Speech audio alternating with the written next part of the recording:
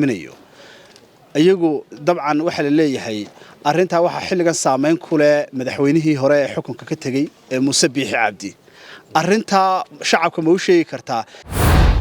de armiisqi wax kaga leeyahay laakiin arintaad la tiri garabkii Cabdi Samaale taanagu ma ogin garab Cabdi Samaale oo xisbiga ka jira laakiin shiray isugu yimaadeen saddexda xisbi qaran iyo madaxweynaha Jamhuuriyadda Soomaaliland oo lagaga arisanayay xaaladaha dalka shirkaas oo ka dhashay shir ay hore isugu yimaadeen labada xisbi mucaarad oo ay ku yeesheen magaalada Hargeysa isla hoteelka Mansour kaasi oo aad iyo aad loogu lafaguray arrimo xasaasi ah oo xisbiyadu uga baahnay inay jawaabo ka helaan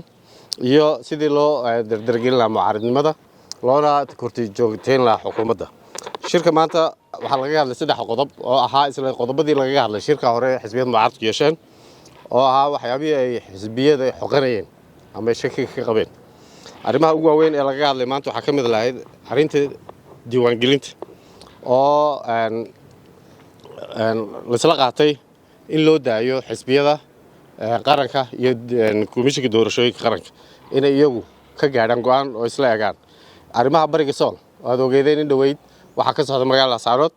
waxa la isla qaatay iyadana saddexda xisbi qaran iyo madaxweynuhu in dib la isla eego arinta laga wada xaajoodo oo go'aan laga gaadho midaysan iyo in qodobka saddexaad ah in madaxweynaha Jamhuuriyadda Soomaaliland oo in dhaweyd aad ogeeyeen safaris daba jooga ku tagay dalal kamid ah dunida qaarkoodna ay ummadda reer Soomaaliland shaki badan ka muujiyeen inuu ummadda kala hadlo oo uu faahfaahiyo wixii uu shirarkaas ku soo qabtay saad ogtiin waxa jira xuquuq uu shacabka Soomaaliland leeyahay oo ah inay ogaadaan waxa ay mas'uuliyiintoodu ku howleynayaan ka shaqeeyaan saddexda qodob ayaa maanta la isla qaatay saddexda qodobna waxa ka mid ahaayeen qodobadii maalintii dhaweyd labada xisbi mucaarad ay isaga yimaadeen kadib markii la ogaaday in xubno ka mid ah golaha wasiiradu ay u tageen komishinka kadib markii aanu aragnay inaan xukuumaddu mowqif cad ka lahayn arrimaha gobolka bariga Sool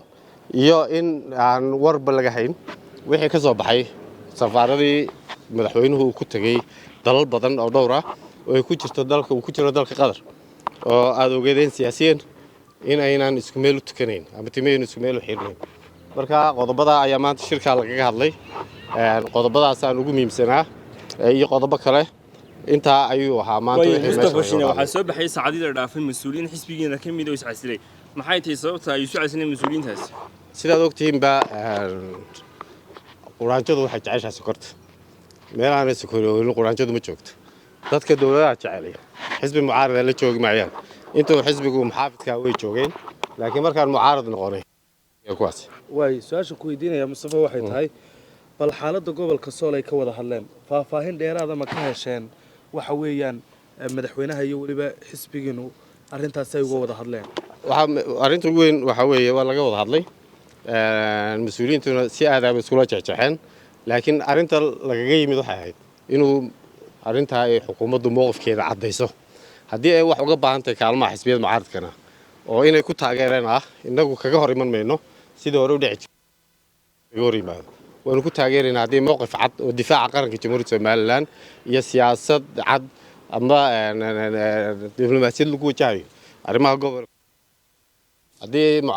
xukuumaddu la timaado xisbiyada mucaaradkuna waa u diyaarinaya barbar istaagaan mas'uul ka tirsan maalinta waxa hadlay laba mas'uul oo ka tirsan xisbigiina oo labaduba iska casileen mid ka mid wuxuu sheegay in khilaaf uu ka dhex jiro xisbiga dhexdiisa muddooyinkii ugu dambeeyayna shirar kala duwan oo guddida fulintu yeelanaysay maalin badda buu dhacay miyaan la odhan karin khilaafkaasi laba garab ayuu u kala qaybiyey dhanka kale waxaa jira isaguna Soomaali oo la arkay xildhibaano ka tirsan golaha wakiilada oo dhinac loo shiray arintaas ayaa soo ifbaxaysa ka xisbi ahaan arintaasi ma jirtaa mise horta xisbi kulmiye horta khilaafka iyo dooduhu waa kala nooc dhowr hore ma ka jawaabay xisbiga kulmiye waxa la yiraahdo khilaaf ma jiraan laakiin doodo iyo afkaar baa mar walba ka dhex taagan doodaha iyo afkaartaana xisbigu intaanu shirweynihiisa tagin ayuu dibadda isku sii fahmaa dibadda kaga sii doodaa hadduu doono dibadda isku sii gacan saaraa hadduu doono dibadda uu laabtiisa sii saaraa laakiin arrimaha markay dhamaadaan ayuu shirweynaha haltaa waxaana in la doodana caafimaad iyo dimuqraadiyad baa ku jirta ma jiro hoggaan jiidanaya xadhigga